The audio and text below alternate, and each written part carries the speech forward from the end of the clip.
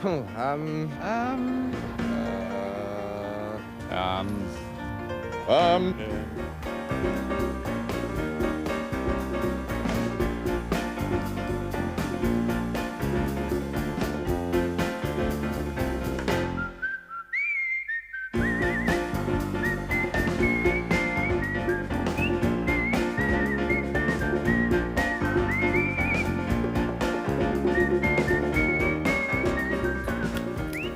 morning, Michael.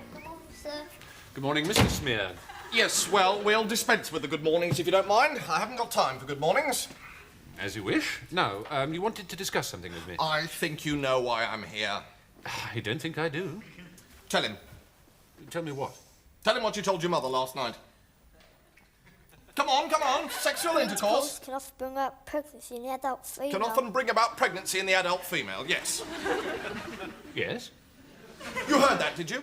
Yes? Yes, well, I'd like an explanation if it's not too much trouble. An explanation of what? An explanation of how my son came to be using language like that in front of his mother. Well,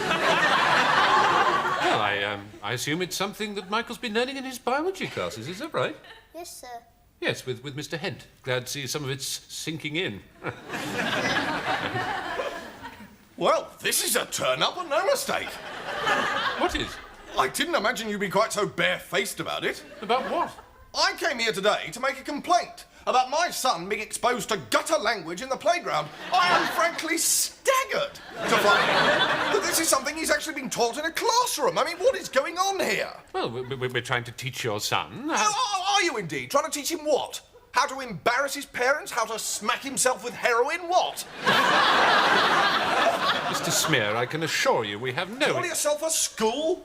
Well, I don't actually call myself a school. You'll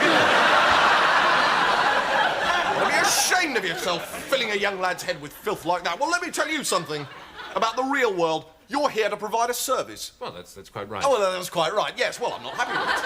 I'm not happy with the service you're providing. Would you rather that Michael didn't attend biology classes? Well, certainly I would, if those are the kind of lies I could expect to hear repeated at the dinner table. They're not lies, Mr. Smear. Oh, aren't they? Are they? What? Sexual intercourse can bring about pregnancy in the adult female? Well, that's quite true. True, my arse. It's nothing more than a disgusting rumour put about by trendy young people in the 60s. Trendy young people in their 60s? In the 60s. That's when it all started, people like you. I can assure you, Mr. Smear, that sexual reproduction has been part of the biology syllabus for many years. I don't care about your blasted syllabus. What good is a blasted syllabus out there? Where? Out there. The Arkwright Road? Arkwright Jungle, I call it. Well, what would you rather we taught your son? I would rather you taught him values, Mr. Casalingua. Values. Respect, decency, standards. That's what you're here for. You're not here to poison my son with a lot of randy sex talk. Michael definitely is your son, is he? Well, certainly is my son. Well, then it's safe to assume that at some stage you and Mrs. Smear must have had sexual intercourse. Right, that's it. I've had enough of this. I'm going to knock some sense into you myself. Well, you're going to fight me now, are you? Yes, I bloody well am. I'm not going to stand for this. Well, do you mind if I do? Talking like that in front of the boy, you're a bloody disgrace. Mr. Smear, how can Michael be your son if you and Mrs. Smear have not had sexual intercourse? Michael is my son. Yes? In the normal way. And what, in your opinion, is the normal way to have a son? If you're trying to trick me into sexy talk... Well, the normal way to have a son is to get married, buy a house, get properly settled in, furniture and so on, and just wait for a bit. Make sure you eat properly, 3 hot meals a day. 3 hot meals? Hot meals, yes. Right. And Michael just sort of popped up, did he? Yes, well, of course, it's a few years ago now, but I think, yes, one day he was just there. And at no stage did you or Mrs. Smear engage in any act of sexual intimacy? Yes, it's very hard for you to believe, isn't it? It's very hard for you to believe. But there's still some of us who can bring a child into this world without recourse to cannabis and government handouts. Well, I don't know. say? No, I bet you don't. It's not every day a consumer stands up to you and makes demands, is it? Well, not of this nature, certainly. No, well, welcome to the harsh realities of the marketplace, Mr. Casalingua. Right, OK. So what do you want me to do? Well, it's perfectly obvious, isn't it? Not to me. Well, I mean, if I go to Littlewoods and say that I'm not happy with a cardigan, for example, well, they'll change it for me, and gladly. You want me to change your son? Well, of course I do. Mine is soiled now. I'm afraid we don't have any spare sons. Typical, isn't it? Well, what have you got of equal value?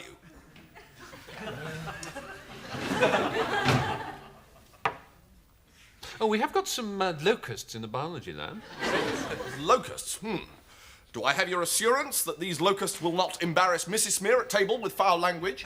I think I can go that far. How many of them are there? Well, there are two at the moment. What do you mean at the moment? They're married, you see, and they've bought their own cage and some furniture and have settled down and are having 3 meals a day. Hot meals? Warmish. So Mrs. Smear might one day become a grandmother. It's a distinct possibility. She'd like that.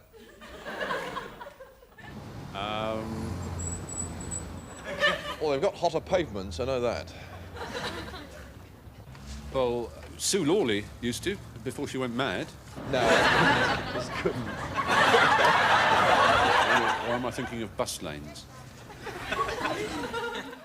Underneath the bellied skies, where dust and rain find space to fall and lie and change again, without a care or mind at all for art and life and things above. In that there, look, just there, no right, left, up, down, past or future, we have but ourselves to fear. Hugh, you chose that poem. For God's sake, why? I chose it for a number of reasons, Stephen. Chief amongst them being? Well, can I perhaps turn that question round and say, because it was short? The poem? Yes. And that's important. Well, yes, it seems to me, with the pace of modern life being what it is, most people just haven't got time to spend on long poems, and therefore this is something that would ideally suit the short-haul commuter or the busy housewife, and leave plenty of time over for other sporting and leisure activities. Well, that represents quite a boon. Oh, an enormous boon. Well, we're always on the lookout for enormous boons. Is it perfectly safe? Oh, it's absolutely safe, yes. This is a poem you could leave around the house in absolute confidence. Mm-hmm. Presumably, though, there must be shorter poems than that. Oh, good heavens, yes. Good heavens, yes. Good heavens, yes. Oh. There's a poem by Richard Maddox called Institutions, which I can read for you if you like. Please. Right. Le. That is short. It's very short, yes. Too short, perhaps? Possibly.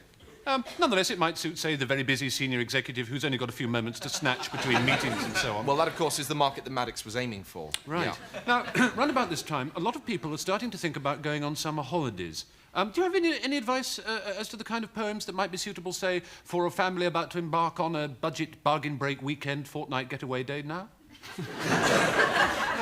Well, yeah, can I first of all issue a warning to any family planning to take poetry on holiday with them? And that warning is? Be careful. Well, that sounds like it. Check with your travel agent to see if there are any specific customs regulations regarding poetry, and if you're travelling outside the EEC, wrap up warm.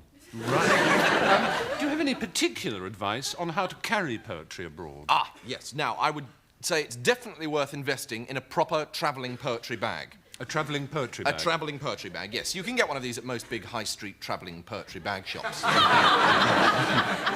Right. Now, I believe you've got one more poem that you're going to read to us before you go away from here. That's right. This is called The Rest of My Life, and it's by T.P. Mitchell. The T.P. Mitchell? No, T.P. Mitchell. This is quite solid, but not without being too heavy. I think it's quite stylish. It's quite reader-friendly. All right. So that might suit, say, a young couple just about to start out in the catering business in the North Wales area.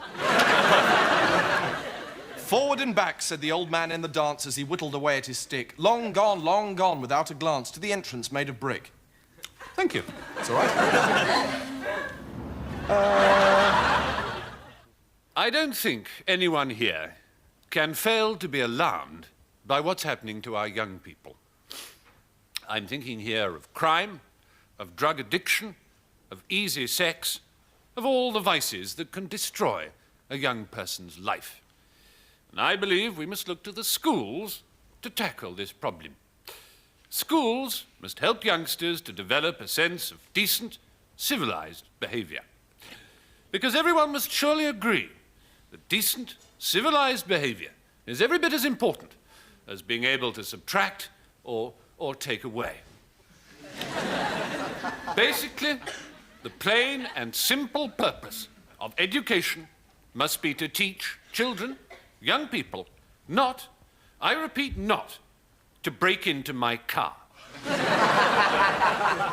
There will be other aspects to education, I'm sure, but the most fundamental principle of decent, civilized behavior is don't break into my car. Of course, I am concerned that young people shouldn't break into other people's cars too. But I think that's more of an ethical question and not really the province of government. The most important thing is that they don't break into my car. And of course, we must look to the courts to sanction this principle. Community service, such a favourite with magistrates in recent years, shouldn't be a matter of simply scrubbing graffiti off a few lavatory walls. Young offenders must expect a short, sharp lesson in replacing the near side window of my car. Because leaving my bloody car alone is what this government means by decent, civilized behaviour. Thank you.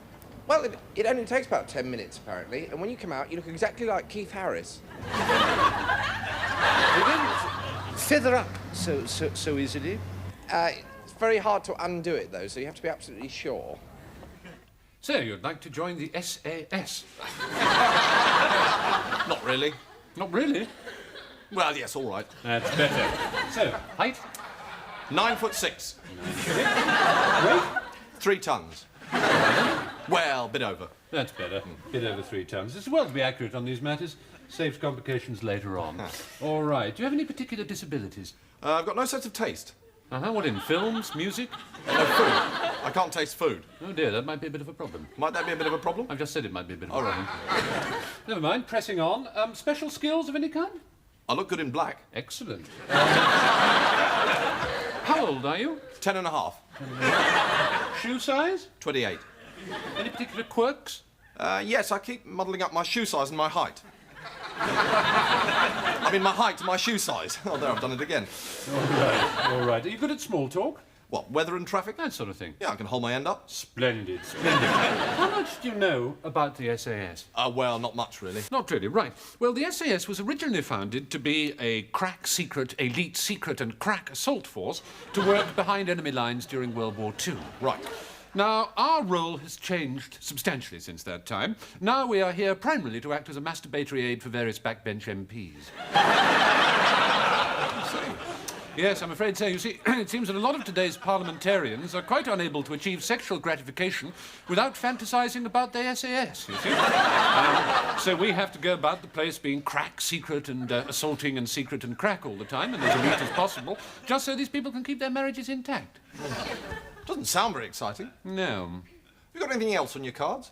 Well, we are looking for someone to go through that door there. Which door where? That one there. Oh.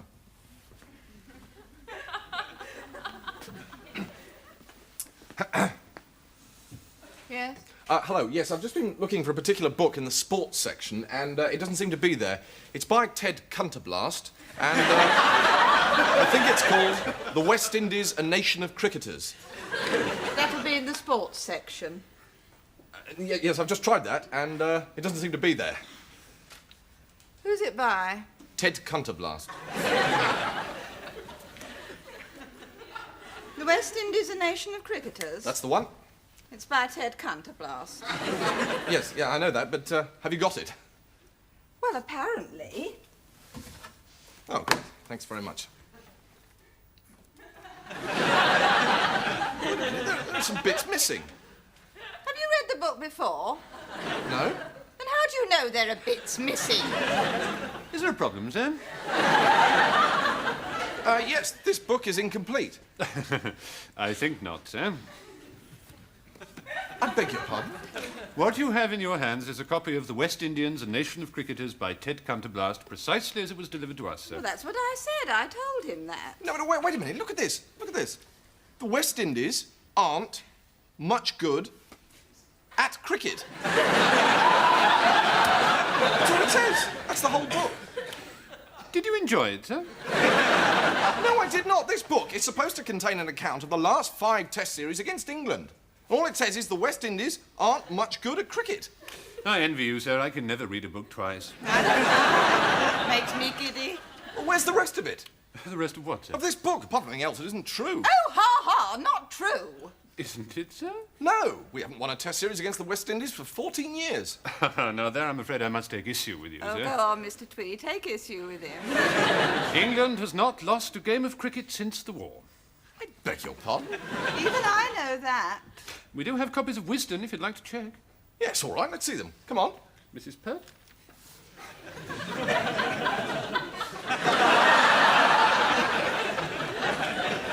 England is great and much better than any other country in the world. You see? This is ridiculous. Oh, it's ridiculous, is it? It doesn't agree with his pet theories, so it's ridiculous. Thank you, Mrs. Pert. Sir, I am a librarian, but I am also an Englishman. To be blunt, I am an Englishman who merely happens to be a librarian. If, God forbid, the day should come when I would have to choose between being a librarian and being an Englishman... Yes, I think I get the idea, yeah. Good, because may I say that I find your continued efforts to drag down and smear this country of ours to be frankly disgusting. I'm not trying to smear and drag down anybody. I suppose you'd rather read books about England losing at cricket than winning, wouldn't you? Well, yes, if it's true. Then I feel sorry for you. He's a knocker, that's what he is. I agree with you, Mrs. Pert. Oh, it's very easy to knock, isn't it, you with your snide university ways? Snide University? Or wherever it is you went. So often these days, sir, we see, don't we, these so-called clever people who just can't wait to tear down and destroy. And knock. And knock, yes. But do they ever have anything to put in the place of the things that they destroy? No. It's wanton destruction. Nothing off. Well, yes, just a bit of an exaggeration, but sometimes you really have to wonder what's happening to this country. You do. Well, I started on the piano, then I moved up onto the mantelpiece. Now, Mr. New, do you claim... That's right, yes, I do indeed claim, yes, that's right. Yes, you claim to be able to bend spoons using psychic energy. Psychic energy, yes, that is the method I have chosen to bend spoons with, yes, that's right. How long have you had this ability? How long exactly? Yes, that's absolutely correct. How long? Yes, indeed. Well? Thank you. You are very sympathetic. Sometimes it's difficult when people are not sympathetic, but you are sympathetic. Thank you. Yes, can you do other things with spoons apart from bend them? I can do anything with a spoon. Really? Yes. You give me a spoon and I would give you the whole world. Well, that's an impressive claim, certainly. Thank you. Thank you. No, thank you. Right. Well, we have a selection of spoons here. I wonder if you'd care to give us a demonstration. I'm not a freak, you know. Yes, I realise Now, that. some people think that I'm some kind of circus freak. I'm not a freak. No, I'm sure no one here. Freak! They sometimes shout at me when I'm walking down the street, but you know, I'm no freak. Well, that must be rather distressing. Yes, it is. Thank you. You're very sympathetic. Yes, thank you. Right. Would you care to have a go then? Yes, I will bend a spoon now. Yes, I will. Yes. Right. Yes. Well, ladies and gentlemen, Mr. Nude is now going to bend this spoon using psychic energy. Yes, now is when I'm going to bend. I'm going to bend the spoon now. Right. Right. Go ahead.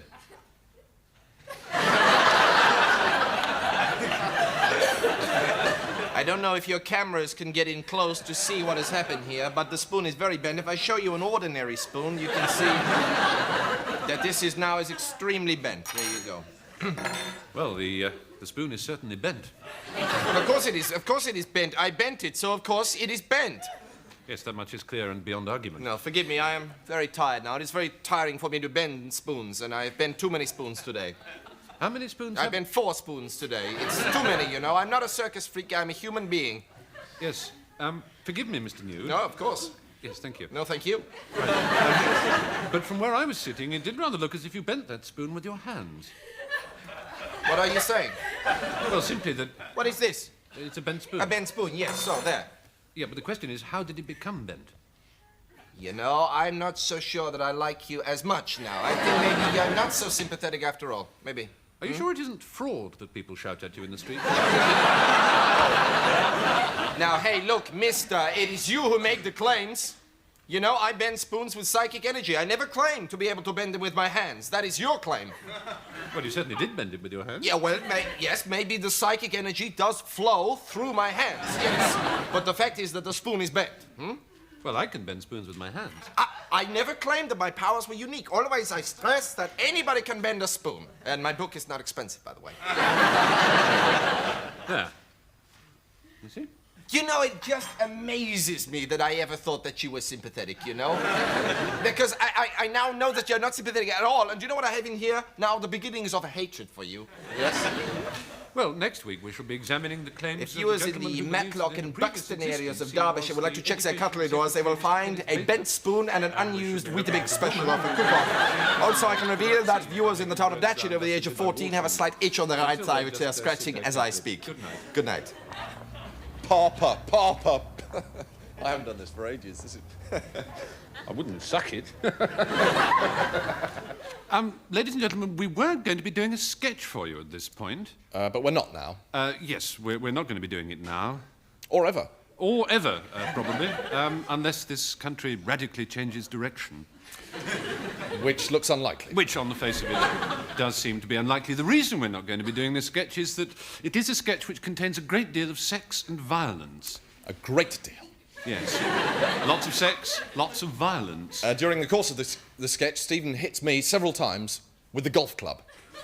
Which, in the ordinary course of events, of course, wouldn't matter, except that I do it very sexily. This is easy. He does it so sexily. I just wish you could see it. I really do. And the sketch ends with us going to bed together. Violently. Very, very violently. Now, this raises problems.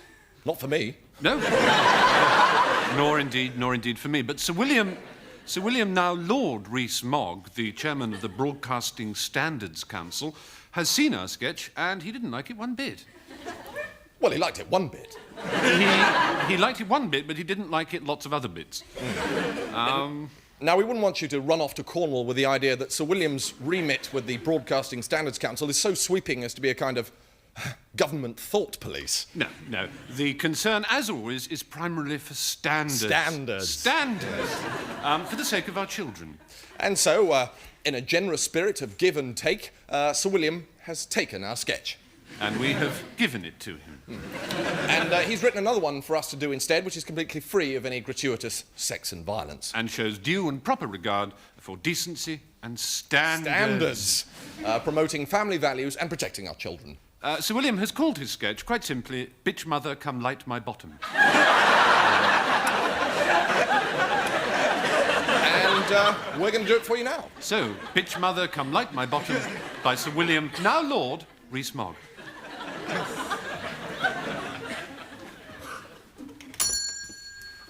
Good morning, sir. Morning. Yes, indeed, sir. It is a good morning. I do believe we are in for a spell, as they used to say in the music halls.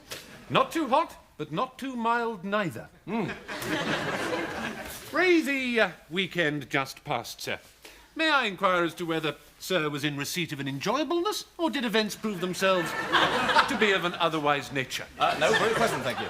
Very pleasant, thank you. Yeah. Thank you, sir. Then, might I take it, sir, that for that period you were not within the boundaries of Lincolnshire, where I understand it rained like a bitch? No, I was nowhere near Lincolnshire. Sir, I am uplifted to hear such things. No, my wife and I spent the weekend in Hull. Sir is married? Yes.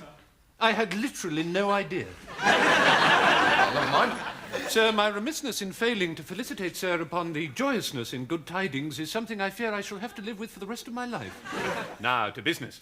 Being one of the shrewdest sirs who has ever swum into my purview, may I take it that sir is keen to exploit the financial and social advantages inherent in having a haircut?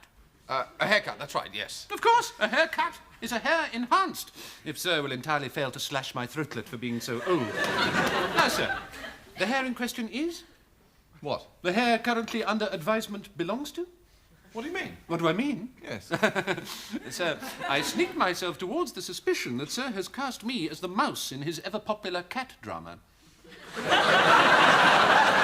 my hair. I want you to cut my hair. Your hair? Yes. So your own hair is the hair upon which this entire transaction is to be founded. Why would I come in here to get you to cut someone else's hair? Sir, please set fire to my legs if you think I'm trying to make hair-cutting sound more romantic and glamorous than it really is. But believe me when I tell you that in my position, one cannot be too careful. Really? Yes, indeed, sir. Once, and once only, have I had to cut the hair of a gentleman against his will. And believe me when I tell you that it was both difficult and impossible. No, well, it's my hair. Your hair. Yes. Now, sir, we proceed to that most important of stages. Which one? Which one what? Which of the manifold hairs upon Sir's crisp and twinkling headage would Sir like to place in my professional care for the purposes of securing an encutment? Well, all of them. All of them? Yes. Sir is entirely sure? Well, of course I'm sure. What's the matter with you? Sir, I seek not to question the profoundness of Sir's wonder, merely to express my own humbleness at the prospect of so magnificent a charge. No. Well, all of them. All of them? Yes. All of them? Yes. My word. Is that a problem? Oh, no, indeed, sir. No, indeed, sir. Not a problem, sir. So far from being a problem, sir, as you would not believe. I merely hope that Sir can take time off from what I know is a very hectic schedule to appreciate that for me to cut all the hairs on Sir's head represents the snow-capped summit of a barber's career. Well, you've done it before, haven't you? Oh, yes, indeed, sir. Yes, I once cut all the hairs on a gentleman's head in Cairo shortly after the war, when the world was in uproar and to a young man everything seemed possible. What? It would be bootless to deny that I was a younger and better-looking barber then, but let's hope that the magic has not entirely disappeared up its own rabbit hole. We shall see. We shall see. Wait a minute, wait one cotton-picking minute here. You've cut someone's hair, all of it, that is, once since the war. Sir would prefer it if in the sphere of total hair-cuttation I was to him a virgin? Beg your pardon? Yes. That I can respect. What? The desire that we should both of us embark upon this journey together as innocents, as wide-eyed travellers to a distant land, unknowing of our fate, careless of our destination, to emerge someday somewhere, bruised, sad, a little wiser perhaps, but ultimately and joyously alive. Goodbye. Sir is leaving. Yep. May he favour me with an explanation as to the whiness? Because I don't believe you've got the faintest idea how you're going to end this. Sir could not be more wrong if he tried. Oh, really? Yes. Well, go on then. No, you see, you're completely stuck. No. aren't you? I can convincingly end this sketch in 45 seconds. 45 seconds. 45 seconds. All right, then off you go. If Sir would care to resume the seatedness of his posture. Okie May I assume that, Sir, it's close to the level of maximum comfort? 40 seconds. Very good. I shall just go and fetch the necessary tools. Oh, it's going to be a chainsaw or... I